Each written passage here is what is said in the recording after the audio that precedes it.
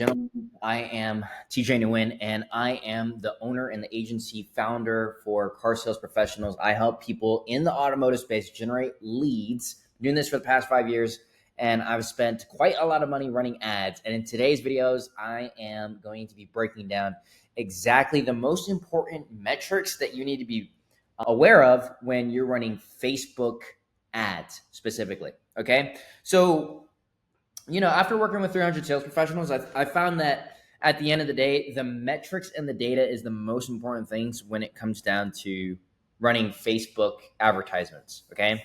And the thing that I've realized when you're new to running Facebook ads is a lot of people get very emotional when they're spending money on advertising because that is the nature of Facebook advertising. You have to spend money to attract attention, right? Because you're paying for Facebook to put your video in front of people. And then these are the metrics to track to essentially understand what is the most effective your advertisements are in the first place. Okay, so I'm just gonna start off, and I'll cut to the Facebook Ads Manager as well to kind of show you some real time examples of how this data is pretty important to track and how you can look at it in the actual Ads Manager when you have ran some advertisements. So the first metric that you're always going to be tracking is going to be the click through rate. Okay, so CTR stands for click through rate. Okay, that means you out of 100 people, what is the percentage of people that are actually clicking onto your advertisement? That shows the effectiveness of how good your ad creative is.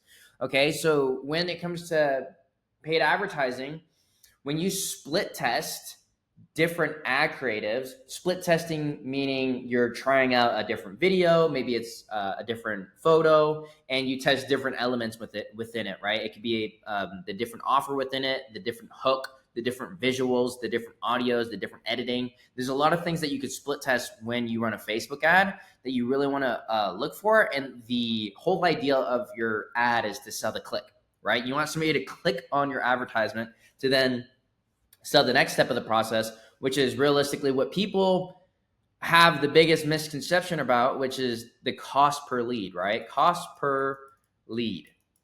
And so many people want to emphasize the cost per lead, and people think that for whatever reason, the CPL is the most important metric to go ahead and track. And to some extent, it is a good indicator for the most baseline metric within marketing, right? Like the cost that your lead is like the first metric that you can track. It's the core basis. So you can kind of go and do the math where it's like, okay, out of 100 leads, I should be able to get 1, 2, 3, 4, 5 sales out of it, right? So cost per lead is good, and the lower you can get your cost per lead, that's great. But I'll kind of show you what the best metric to track is, and this is the king of them all, and I saved it for the last. But I'll fast forward to that. So cost per lead, how name, phone number, email, right? That could be considered a lead. Or on Meta, you can have a messenger ad that can also count as a lead. So depending on the objective of the campaign, I'll make another video about Facebook ad objectives if that's something that's helpful. I think that'll probably be like one of my next videos. But depending on your Facebook ad objective, there's different types that you can pick from. And the lower the friction, think about the lower the cost per lead is, because the higher the friction, the higher the cost per lead is going to be. So lower friction means lower cost per lead. Higher friction means higher quality lead, but higher cost per lead. So you guys can kind of think about it from that perspective. So usually when I first start out with advertising, I would say you always want to optimize for flow, meaning you want to get as many leads as possible in the beginning. And over time, as you start, you want to get flow, and then you want to make sure that you monetize your flow and then start adding friction into the process to up the quality, right? Because when you have no leads and you don't have anybody to sell in the first place, you just need to get somebody, somebody's information to have the opportunity to speak with somebody. But once you have too many leads, then you want to start adding in friction into the process to then start driving up quality. So this is just kind of a lagging indicator for the real metrics that you want to be looking for. So for the next metric is going to be your cost per booking, meaning your cost per booked appointment. Okay. This metric is actually another step down through the process. So you're just going to want to track how much does it cost you to get a booked appointment onto your calendar. And then you have your cost per shown appointment. Okay. Meaning out of your shown appointments, how many people then show up to the appointment that you booked. So these two metrics here are heavily dependent on how good your sales skills are. Okay. So these first two up here is marketing, right? How good is your marketing? And then these two down here, this is more towards your sales. Like how good are you at the whole sales process? Meaning how good are you at converting your leads into a booked appointment that actually show up? Okay. So a lot of people actually think that they have a marketing issue when they also have an underlying theme of, they just suck at sales, right? They're not persuasive. A lot of people when, especially in automotive, when you guys get a lead, a lot of people are just like, when can you come on in? Right? Like that is the most generic, most boring. Like a lot of people aren't thinking outside of the box, nor do they have a consistent, predictable process to get their leads to then show up to the dealership, right? So that is a metric that you want to track, because then from there, if you know what it costs you to get a shown appointment, what your metrics are there, you can then start deducing down what it's going to take for you to produce that result consistently. And then the king of them all, this is the most important indicator for yourself as an entrepreneur, marketer, as a sales professional, is your cost per sale. Okay. Your cost per sale is king. Okay. Cost per sale is king. I will repeat that over and over and over and over and over and over and over again. The cost per sale is the most important metric that you want to track, because that is a mix of your efficiency of your marketing and your sales process. Okay. Because the whole goal of paid advertising is to essentially turn $1 into more dollars, right?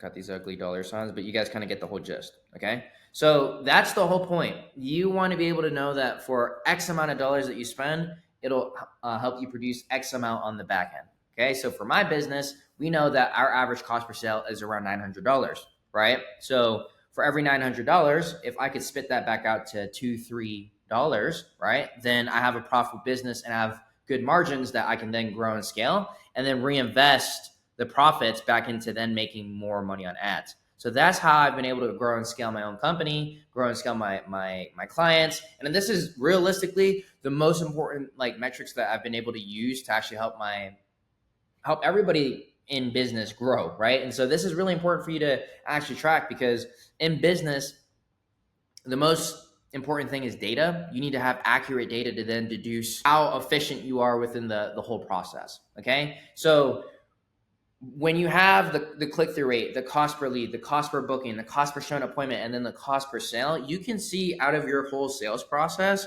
where you're deficient in. So let's say, for example, you were getting a decent cost per sale, but you only had like a 1% click-through rate. And let's say you were getting a 3x return without changing anything else in your system. If you just improve the ad and you got to like a 3% click-through rate, you just went from a 3x to then a 9x return on your ad spend, just with one fix, right? Let's say, for example, in the sales process, you had a 50, let's say a 30% show rate, and then you get that show rate to go up to 60%. You just improve the efficiency of the system by 2, which then takes it from a 9x to an 18x, right? So then you can kind of start seeing how deep the rabbit hole goes when there's so many bits and moving pieces to the process that makes it a highly profitable process, right? So this is how you kind of deconstruct your whole sales process, your whole marketing process. These are the most important metrics that you go ahead and need to track in the first place.